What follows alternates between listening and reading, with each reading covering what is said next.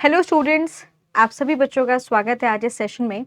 बेटा, अगर आप बिहार डीएलएड में 20 में से 20 नंबर पाना चाहते हैं, आप चाहते हैं कि आपके साइंस विषय में 20 में से 20 नंबर आएँ, तो आज हम इसी चीज़ के ऊपर चर्चा करने वाले हैं कि आपके 20 में से 20 कैसे नंबर आ सकते हैं, किस तरीके से आपका स्कोर बढ़िया हो सकता है, क्या रणनीति रहे पेपर की कि हम 20 में से 20 सवालों को सही कर लें।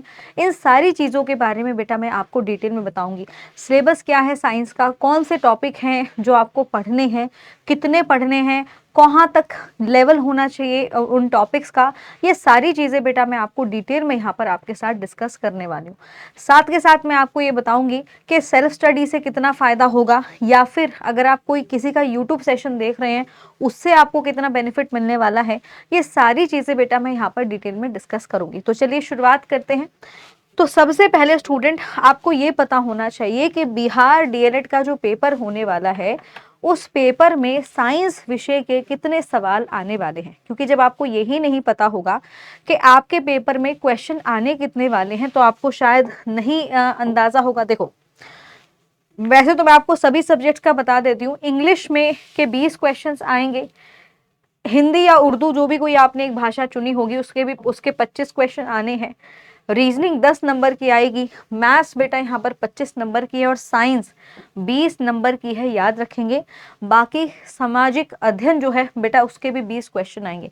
कुल मिलाकर आपके बिहार डीएलएड में 120 प्रश्न आएंगे और 120 प्रश्न जो होंगे वो 120 नंबर के होंगे।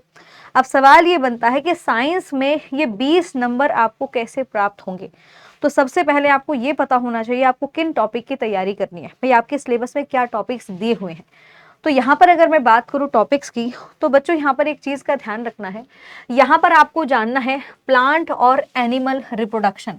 प्लांट और एनिमल रिप्रोडक्शन का मतलब हो जाएगा पदप और जंतु में प्रजनन, वाष्पीकरण, ठोस द्रव्य और गैसेस की जितनी भी विशेषताएं होती हैं, भाई इनकी जितनी भी प्रॉपर्टीज होंगी ये सारी तुमको अच्छे से पढ़नी है।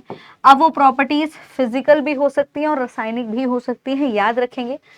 तत्व के बारे में जानना है, यौगिक के बारे में जानना है कि भाई यौगिक कितने प्रकार के होते हैं, तत्व कितने प्रकार। तत्वों की अगर हम बात करेंगे तो यहाँ पर आप जानोगे धातु अधातु के बारे में पढ़ना होगा, यहाँ पर उपधातु के बारे में पढ़ना होगा, धातु और अधातु के रासायनिक गुण, भौतिक गुण, ये सारी चीजें तुम्हें पढ़नी पड़ेंगी। ठीक है। मिक्सचर यानी मिश्रण की बात हो रही है, मिश्रण के बारे में आपको बेटा यहाँ पर डिटेल में पढ़ना होगा, कितने टाइप के मिश्रण होते हैं, राइट, उनके एग्जाम्पल्स क्या होंगे। जंतु और पदप में विविधता के बारे में पढ़ना होगा, है ना। प्लांट और एनिमल डाइवर्सिटी के बारे में यहाँ से सवाल बन सकता है। सेल की बात की जाए, सेल का मतलब होता है बच्चों कोशिका। कोशिका की बात की जाएगी, कोशिका की खोज किसके द्वारा हुई, कोशिकांग कितने होंगे, उन कोशिकांग का कार्य क्या होता है, ये बेसिक बातें तुमको पढ़नी पड़ेंगी, राइट। मानव शरीर, जब हम मानव शरीर की बात करते हैं तो यहाँ पर आपको जितने भी सिस्टम दिए हुए हैं, जैसे पाचन तंत्र हो गया, इसके अलावा अगर बात की जाए श्वसन तंत्र है, एंडोक्राइन सिस्टम, कंकाल तंत्र हो गया, रिप्रोडक्टिव सिस्टम हो गया, ये सारे सिस्टम्स आपको यहाँ पर मानव शरीर में पढ़ने होंगे। इसके अलावा एनिमल और प्लांट टिश्यूज, उत्तकों की अगर बात की जाए, भाई जंतु और पदप उत्तक कौन कितने प्रकार के होते हैं, इनका कार्य क्या होगा, ये जानना होगा। जीवाणु और वायरस से होने वाले रोग, याद रखेंगे, जीवाणु और वायरस से होने वाले रोगों के बारे में आपको पढ़ना है। फिजिक्स या भौतिक विज्ञान की मैं बात करूं तो आपको वेलोसिटी के बारे में जानना है, वेग के बारे में, इसका सूत्र क्या होता है, राइट। बल और बल के नियम, बल हो गया, गति के नियम, यहाँ से सवाल बनेगा। ठीक है, ये वाला पोर्शन आपके सिलेबस का पार्ट है, इसको आपको अच्छे से पढ़ना होगा। साथ ही बेटा कार्य, ऊर्जा, शक्ति, आर्किमिडीज का नियम, ध्वनि के बारे में, प्राकृतिक संसाधन, जल, वायु और मृदा प्रदूषण, याद रखेंगे। अम्ल, क्षार और लवण, हमारा पर्यावरण, पोषण, आनुवांशिकी, विद्युत धारा, चुंबक, प्रकाश और ऊष्मा।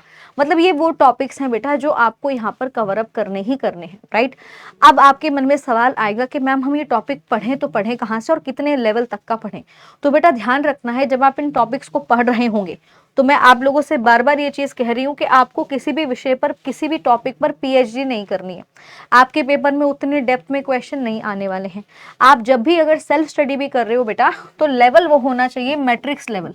याद रखेंगे पेपर में जो सवाल बनेंगे वो मैट्रिक्स लेवल के ही बनेंगे, यानी अप टू 10th लेवल के। बहुत ज़्यादा डेप्थ में आपको यहाँ पर नहीं जाना है। कुछ क्वेश्चंस होंगे जो आपके थोड़ा सा, वो एक दो क्वेश्चंस होंगे जो थोड़े से हाई लेवल के हो सकते हैं, but most of the questions यानी मोस्ट ऑफ द टॉपिक्स जो हैं वो आपके अप टू मैट्रिक्स लेवल के ही होंगे। इस चीज़ का आपको ध्यान रखना है। अब आपके मन में सवाल आएगा कि भाई तैयारी कैसे करें? तो तैयारी करने का एक ही तरीका है, या तो आप सेल्फ स्टडी कर लो, है ना, खुद से इन टॉपिक्स के बारे में पढ़ लो अच्छे से, या फिर आपकी मदद के लिए ही स्टूडेंट्स हमारे बिहार एग्जाम्स वाला जो ये जो चैनल है, इस चैनल पर बिहार डीएलएड 2025 का जो एग्जाम्स होने वाला है उसकी पूरी वाईटी की क्लास का शेड्यूल आपको यहाँ पर दिया हुआ है। अगर मैं साइंस विषय की बात करूं तो बेटा 2 बजे साइंस की क्लास होती है। आप मेरे साथ 2 बजे जुड़ सकते हैं और इन सारे टॉपिक्स को बहुत अच्छे से तैयार कर सकते हैं। इन टॉपिक्स को कराते वक्त मैं बीच में थोड़ा सा थ्योरी वाला पार्ट भी पढ़ा रही हूँ ताकि आपको आसानी से चीज़ें समझ में आ जाए, कॉन्सेप्ट आपको समझ में आ जाए। लेकिन अगर आप चाहते हैं डिटेल में पढ़ना तो उसके लिए बेटा बिहार फाउंडेशन बैच भी है हमारा, बिहार डीएलएड फाउंडेशन बैच भी है।